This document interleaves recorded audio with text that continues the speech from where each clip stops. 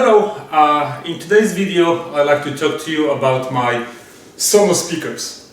I have one over here, one in the corner and one in front, and I want to give you pros and cons of those speakers. Basically I want to give you my personal opinion of why I like those, and there's only one thing that I would improve that is not perfect. I'm not trying to sell you any speakers, I just want to give you my personal opinion on those speakers that I've had in my house for more than 6 months, and hopefully this review will help you to make your decision whether this is something for your house or not. So let me start by saying that I'm an old-fashioned guy and I still have my Technics system. As you can see, it's old-fashioned, still works. At some point last year I was basically thinking about upgrading my system to something that would be wireless.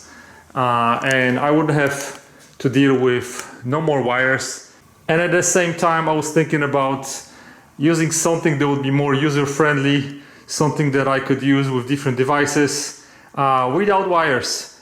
And I wanted to use Spotify, maybe listen to my music from my computer, everything on one device and without any wires.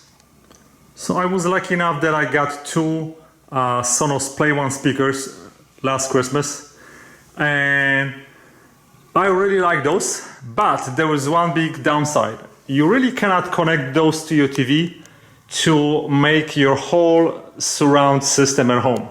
Those will only work with some streaming devices, and you can connect them only with your smart device like a phone.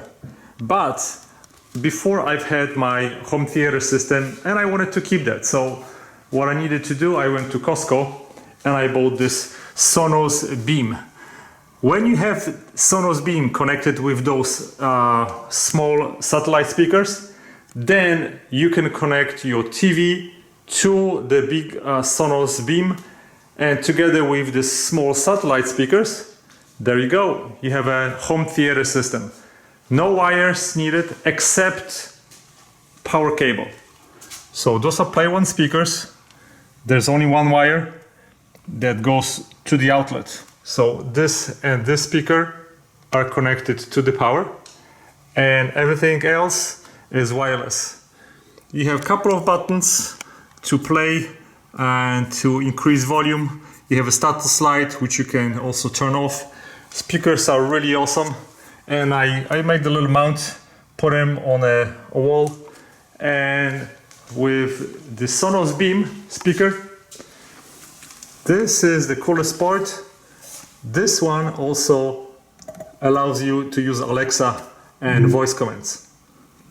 So using the Sonos, you can ask Alexa anything.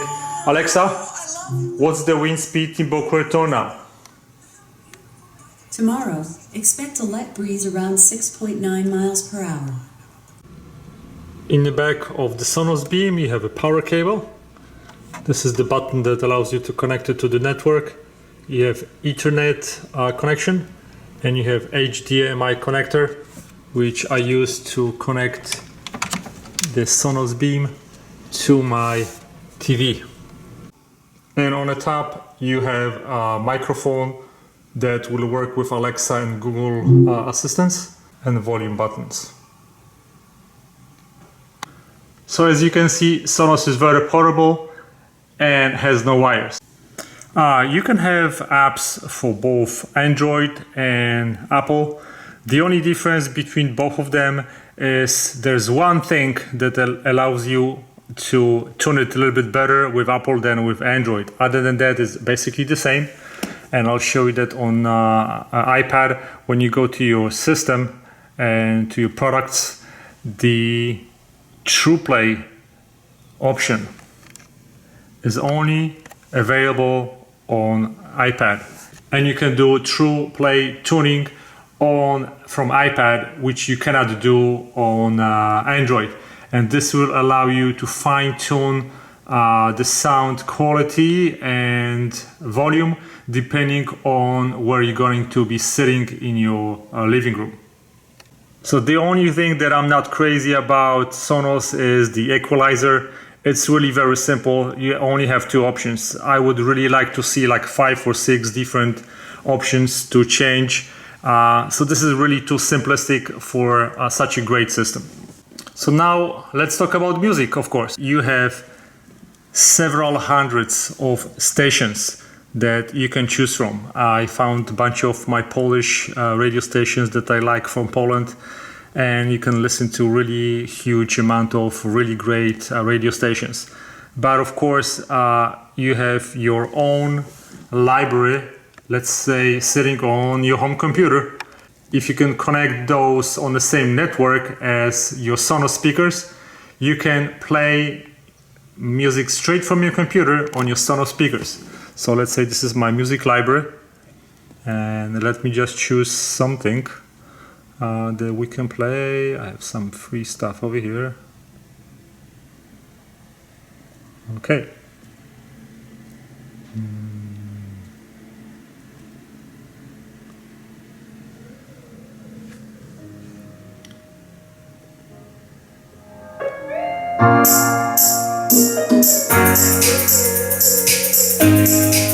And sound is just nice, crispy, and perfect.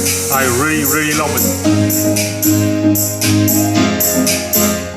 Also, what this setup allows you is to have nice surround speakers all around you, and also when you listen to a TV, you can have a nice, perfect surround feel together with watching the movies. As you can see, I have Sonos radio also hooked up with it, my Spotify account, and also I listen to my TV using Sonos speakers. You can also have Amazon Alexa or Google Assistant hooked up with the system. Another option that I like is I can use my X1 remote control to control the volume of my Sonos speakers that are connected to my TV. So I don't need to use the app to control the volume. I can just use remote control from TV to control volume on my Sonos. This is awesome. So to summarize, really I have to tell you, I love this system. I've had it for about 6 months. I still love it.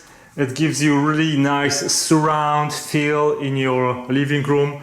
If you want to watch movies, it gives you even better experience.